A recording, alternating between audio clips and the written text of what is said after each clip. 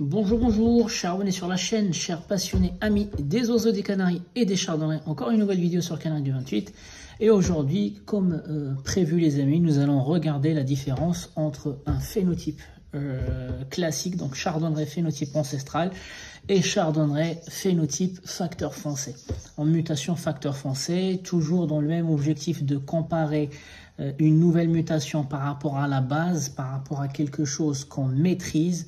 On a vu les couleurs du chardonneret ancestral. En fait, c'était dans un objectif de vous préparer à comprendre les couleurs et les différences sur le facteur foncé, les amis. Donc, avant de commencer cette vidéo, les amis, je vous informe que vendredi 7 novembre, donc vendredi de la semaine prochaine, il va y avoir une visioconférence organisée par un club algérien qui s'appelle l'UNATO.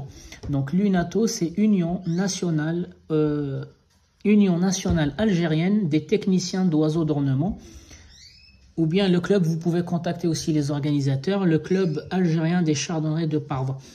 Voilà, donc il va y avoir deux intervenants durant cette visioconférence. Elle va durer à peu près 2 heures. 1 heure pour la partie standard, phénotype classique, sauvage et ses concours, on parle du Parvin, donc par Kamel Latrèche, et puis une deuxième partie qui est consacrée plutôt à la génétique et qui est consacrée plutôt à 2 nouvelles mutations qui sont bien présentes dans les élevages algériens. Donc il s'agit du facteur foncé, il s'agit aussi de la mutation Damasco, les amis. N'hésitez pas à contacter les organisateurs de cette visioconférence afin qu'ils vous donnent l'autorisation aussi d'y assister. Donc il va y avoir, je pense, un meet où ils vont envoyer en fait des liens le vendredi même, le jour même en fait de la visioconférence. Donc c'est 20 h, je ne sais pas si c'est française ou algérienne, je ne sais pas s'il y a un décalage entre les deux pays ou pas. En tout cas, vous pouvez avoir plus d'informations sur Facebook directement en contactant l'organisateur qui est l'UNATO. Et je pense, et il me semble aussi, que les éleveurs de l'EIE France, donc éleveurs exotiques de France, présidés par Kamel Latrèche, auront aussi le droit en fait à cette visioconférence. Je vous laisse entrer en contact avec le président de l'EIE ou avec le président ou les organisateurs de l'UNATO, les amis. On va passer à l'étude de la mutation facteur foncé, les amis. À tout de suite. Donc les amis, j'ai à ma gauche un chardonneret classique comme vous connaissez. Donc le classique, il a 2 couleurs, du brun sur le dos, du brun sur la poitrine, je ne sais pas si vous arrivez à voir, poitrine, et du brun sur les flancs. Et j'ai sur ma droite un chardonneret dit facteur foncé qui a les mêmes zones réparties de la même façon, c'est-à-dire du brun sur le dos, du brun sur les flancs et du brun aussi sur la poitrine. Mais la différence, c'est qu'il y a beaucoup plus de brun sur le facteur foncé que sur le classique, les ailes. D'accord? Donc on va commencer par le masque comme d'habitude. Donc vous savez très bien que la plume du masque du chardonneret classique, elle est noire à la base. Voilà, donc elle est noire à la base et elle est rouge là. Et le chardonneret noir, forcément, en fait, son masque, il sera noir aussi. Voilà. Ce qui va lui manquer, en fait, c'est la partie rouge. Donc les amis, on observe que la plume du facteur foncé, en fait, elle est mélanique dans la base, donc couleur grise, et puis la pointe de la plume est très mélanique, donc une mélanine beaucoup plus foncée. Donc il s'agit de le mélanine noir qui était à la base et qui s'est propagé, qui est remonté à la pointe. On remarque aussi qu'il n'existe pas de pigment rouge au-dessus, contrairement au blackface. Le blackface, il superpose les pigments rouges et les pigments noirs en fait à la pointe de la plume, contrairement en fait au facteur foncé qui, pour moi, il n'existe pas de plume de pigments caroténoïdes dans cette zone-là. En fait, ils sont annulés, mais à la place, c'est le mélanine noir qui a pris en fait cette zone-là.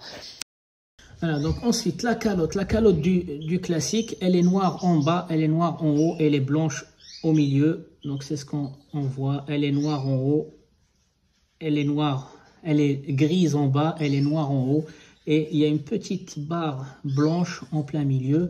Donc ici, forcément, elle sera toute noire.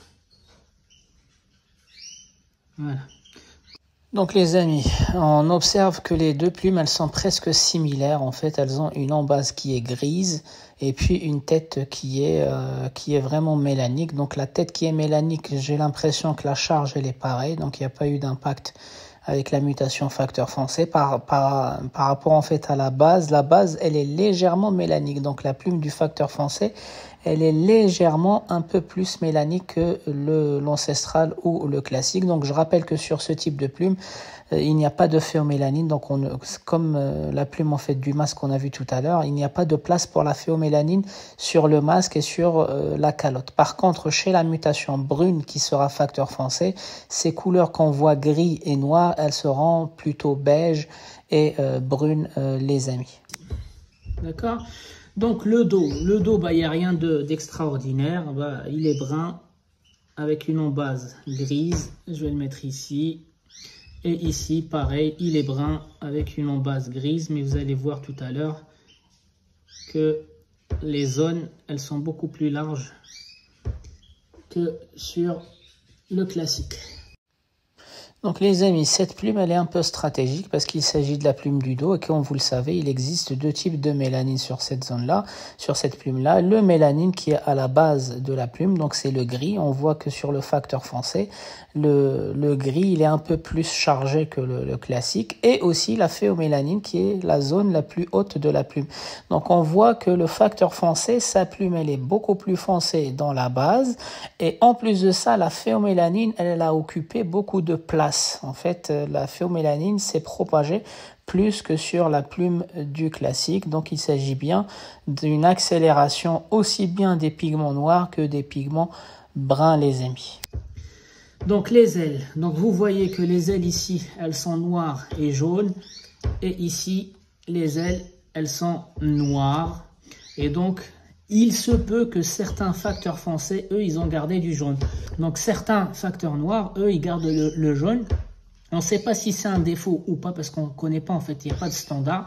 Donc, est-ce que le défaut, c'est quand on a des pigments noirs qui viennent couvrir le jaune, ou est-ce que le défaut, c'est quand on a du jaune qui ressort, en fait, sur le noir, c'est-à-dire le noir n'est pas arrivé. Là, pourquoi on ne voit pas le jaune? C'est tout simplement les pigments noirs, ils sont venus recouvrir en fait le jaune. Donc les parties lipochromiques jaunes, ils ont disparu, alors que là, les parties lipochromiques jaunes, elles ont gardé leur zone et le noir n'a pas dépassé le jaune. D'accord? Donc là, c'est pareil, je vais enlever une plume de la partie blanche, donc le bas du ventre. Je vais enlever une plume. Voilà, et puis je vais faire la même chose chez le facteur foncé. Je vais lui enlever une plume aussi dans cette partie-là. Voilà.